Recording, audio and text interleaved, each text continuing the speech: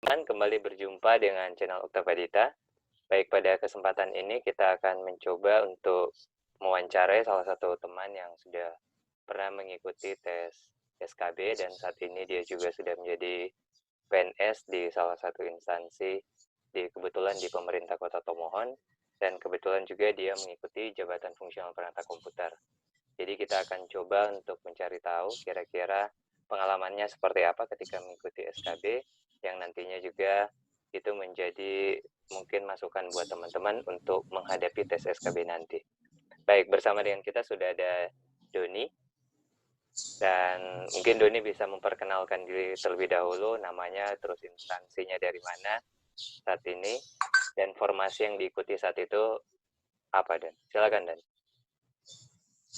Ya, terima kasih. Untuk nama Doni Posuma, asli Tomohon. Kebetulan saya pilih instansi Dinas Pendidikan dan Kebudayaan Daerah. Saya angkatan tahun 2019 dan ikut tes SKD dan SKB itu tahun 2018. Dan formasi yang saya pilih itu perangkat komputer. Oke, berarti jabatan fungsional penata komputer ya, Dan? Ya.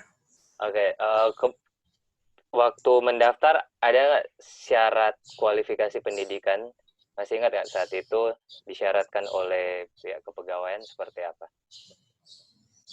Untuk angkatan saya, untuk syarat itu harus S1 dan jurusannya pertama tentunya teknik informatika dan yang kedua teknik elektro. Dan kebetulan saya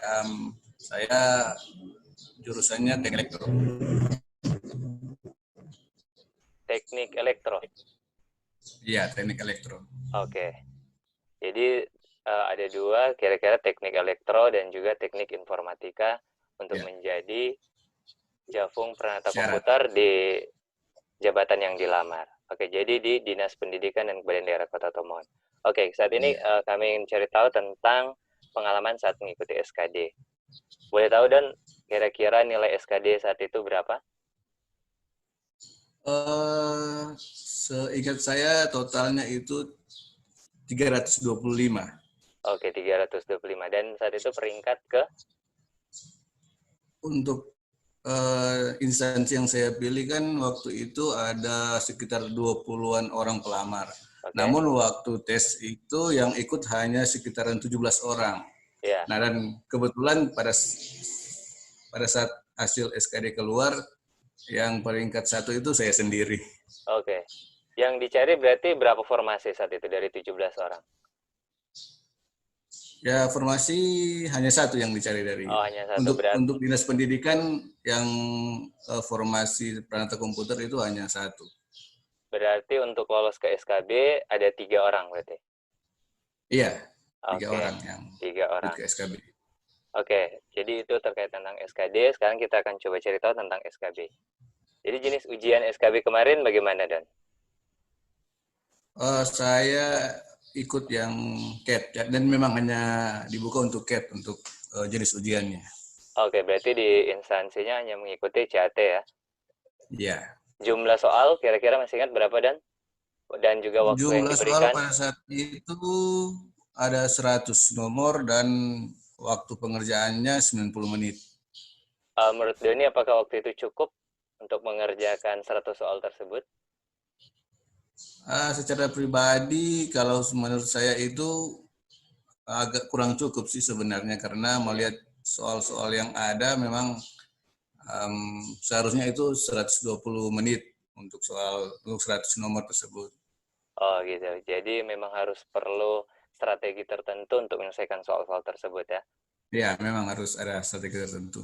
Oke, jadi Doni mengikuti tes CAT. Apakah ada kira-kira Doni punya nggak informasi teman-teman yang lain yang mengikuti tes, baik itu di tingkat kabupaten kota ataupun provinsi lain, atau bahkan kementerian? Setahu saya untuk jenis tes yang pada angkatan saya yang tes 2018 lalu itu semua sudah menggunakan CAT. Jadi Oke. sudah sama semua. Baik, berarti pada dasarnya mengikuti soal-soal itu dalam bentuk CAT ya. Oke, kita akan Ya. coba untuk mencari tahu terkait soal-soal yang diujikan saat itu, soal-soal SKB tentunya perangkat komputer. Kira-kira materi-materi ataupun domain komputer apa saja Don yang gambaran secara umum dulu kita ingin cari tahu. Seingat saya untuk soal-soal yang keluar pada waktu saya ikut tes lalu itu ada untuk materinya kurang lebih ada jaringan, Oke, jaringan. kemudian ada database juga Ya. SQL, Oke. kemudian ada web programming, Ya. kemudian perkembangan hardware, Ya. dan troubleshooting untuk komputer, troubleshooting untuk komputer. Troubleshooting untuk komputer. Terkait aturan-aturan ada nggak Don waktu itu diujikan? Saya ingat saya mungkin ada, tapi ya mungkin hanya 2-3 nomor. Tapi itu hanya sebatas untuk Jafung perangkat komputernya saja. Oke, jadi Jadi aturan-aturan terkait deskripsi Java. perangkat komputer misalnya tupoksi dan tingkatan perangkat komputer kan ada yang Madya, ada yang Mutabar dan Oke. lain-lain. Oke, Don. Oke, kita coba lihat pertama terkait tentang jaringan. Soal-soal seperti apa yang Doni ingat yang keluar terkait dengan jaringan? Kalau jaringan itu yang banyak keluar itu tentang IP address, Oke, kemudian IP address. subnet mask. Oke. Di dalam itu ada kelas network, jadi ada network A, B, dan C. Oke. Kemudian ada juga tentang gateway dan yang pasti mengenai permasalahan di dalam jaringan. Jadi kita diarahkan untuk kayak menyelesaikan permasalahan yang ada di dunia jaringan komputer. Oke, Kurang lebih seperti itu yang jadi bisa misalnya ingat. ada mungkin troubleshooting terkait tentang jaringan, Iya, bagaimana membangun sebuah jaringan seperti itu kira-kira Dan. iya, Oke, itu iya. terkait tentang jaringan. Proporsinya apakah soal-soal jaringan itu banyak atau gimana Dan? Kalau jaringan, kalau bisa saya prediksi mungkin itu sekitar 35-40% untuk Oke. dari soal. Jadi dari pengalaman Doni sekitar 35-40% terkait jaringan ya. Ya. Oke, selanjutnya terkait database. Database kira-kira seperti apa itu Dan? Seingat saya database itu kayak potongan-potongan script untuk membuat kayak query, kemudian reporting, dan banyaknya keluar untuk yang Microsoft Access. Oh, Microsoft Access ada juga. Kalau Access misalnya Iya. seperti apa itu kira-kira Dan? Untuk Microsoft Access. Ya, yang maksudnya dia kayak kita output apa yang misalnya di soal itu keluar potongan script, kemudian nanti di pilihan aja keluar outputnya apa, seperti apa begitu. Oke, sama seperti misalnya potongan script sintaks SQL, nanti di pilihan jawaban outputnya seperti apa. Ya. Ada soal cerita nggak misalnya Don untuk yang secara berurut, misalnya dalam untuk membuat sebuah database, query-nya berturut-turut seperti ini di soal-soal selanjutnya. Jadi hanya berdasarkan satu patokan soal, kemudian contoh query-nya itu di soal-soal selanjutnya ada mungkin beberapa nomor. Atau satu nomor hanya satu potongan sintaks dan selesai sampai di situ.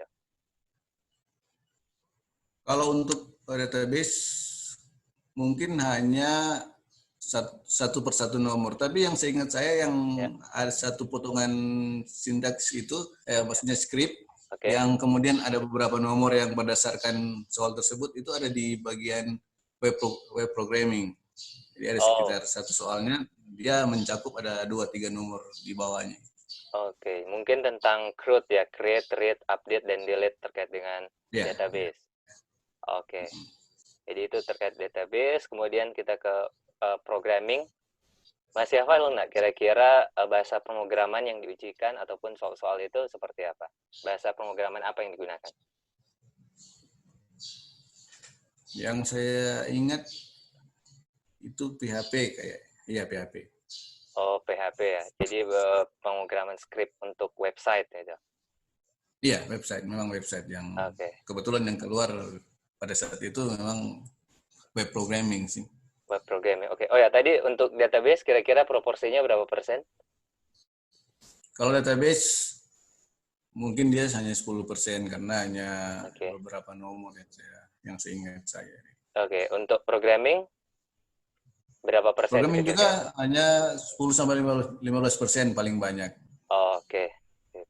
Baik, selanjutnya untuk hardware, bisa ceritain nggak kira-kira seperti apa dan bentuk-bentuk soalnya? Nah, kalau hardware mungkin dia lebih ke perkembangan teknologi, misalnya teknologi prosesor dari Oke. Intel misalnya Core i3, i5, i7, kemudian teknologi RAM juga, misalnya kecepatan RAM dan DDR-nya berapa, itu ada seingat saya yang keluar. Oke. Jadi terkait hardware seperti itu ya. Yang Iya, pasti komponen-komponen pembentuk sebuah PC. Itu iya. proporsinya berapa persen kira-kira dan untuk hardware? Hardware mungkin 10-15% juga. 10-15% juga ya. Oke. Selanjutnya itu terkait troubleshooting. Kalau troubleshooting kayak seingat saya itu misalnya bunyi bip, jadi kita menentukan pada saat Oh, kita oke. menyalakan PC bunyi bip itu Mm-mm. kita harus bisa tahu itu errornya di mana atau ada perangkat apa yang tidak terpasang. Kemudian kalau misalnya ada blue screen, ada pesan yang Hmm, ditampilkan, error code-nya itu apa kira-kira? oke. Dan juga terkait troubleshooting jaringan yang seperti sudah disampaikan tadi ya. Ya sama kayak yang kalau troubleshooting jaringan sudah sama-sama dengan materi jaringan dia. Oke, masih ingat nggak kira-kira salah satu contoh lah terkait troubleshooting jaringan misalnya? Yang seingat saya kalau troubleshooting jaringan itu lebih ke kayak kita harus bisa membedakan itu, misalnya di PC atau di komputer kita pakai network KSA. Nah, Ya, kemudian ada masalah terjadi di PC yang lain. oke. Nah, Oh, jadi kita di soal tersebut akan mengarahkan kita harus tahu jadi perbedaan network ini yang menyebabkan kedua PC tersebut tidak bisa terkonek. oke, baik. Jadi misalnya terkait di jaringan LAN misalnya kita coba ping tapi RTO seperti itu kurang lebih ya, Dan. Iya, karena perbedaan kelas network gitu. Oh, kelas Sehingga network dia juga. jadi RTO. Baik, oke. Jadi kalau bisa saya rekap, yang paling banyak itu di bidang jaringan ya. Baru Iya, database, memang programming, hardware, dan mengikuti seperti itu ya. Untuk ya memang proporsi soalnya. kalau saya ingat saya proporsinya memang lebih banyak ke jaringan. Oke, ke jaringan. Dan masih ada juga terkait soal-soal aturan perangkat komputer ya. Itu tetap ada. Iya, kalau untuk perangkat komputer itu mungkin bisa dilihat Mhm. ada kayak tentang Japfungnya Prakom. Dia mungkin Oke. keluar di situ. Ya, baik. Berarti itu kalau nggak salah ada yang terkait Permen PAN 60 terkait jabatan fungsional peranata komputer. Iya, iya. Mungkin dari situ. Oke, dan jadi untuk rekaman SKB, menurut Doni tingkat kesulitan soalnya itu apakah di tingkat dasar atau fundamental atau itu sudah di tingkat ahli atau advance? Jadi rata-rata ya, bukan hanya tentang jaringan, database dan lain-lain, tetapi sudah mencakup seluruh soal-soal SKB. Menurut Doni, apakah itu masih di level dasar atau sudah di tingkat ahli atau intermediate? Kalau menurut saya pribadi, untuk soal-soal yang keluar itu mulai dari dasar dan sudah mengarah ke intermediate. Dia. Oke. Dari dasar sampai ke intermediate. Berarti Nah, tingkatan kesulitan soalnya seperti itu ya, Dan ya? iya. Oke, jadi nilai akhir SKB berapa ya, Dan, kemarin? Satu soal poinnya 5 atau seperti apa ya untuk SKB? Satu soal 5, poinnya Oh, 5. poinnya 5, oke. Doni mendapat nilai SKB berapa, Dan? Total nilai saya itu 265. 295 ya, berarti nanti kita gabungkan 60% SKB dan 40% SKD Iya, ya. Jadi jadi tetap hasilnya peringkat 1 lah ya. iya memang puji Tuhan masih peringkat 1 pada saat itu. Oke.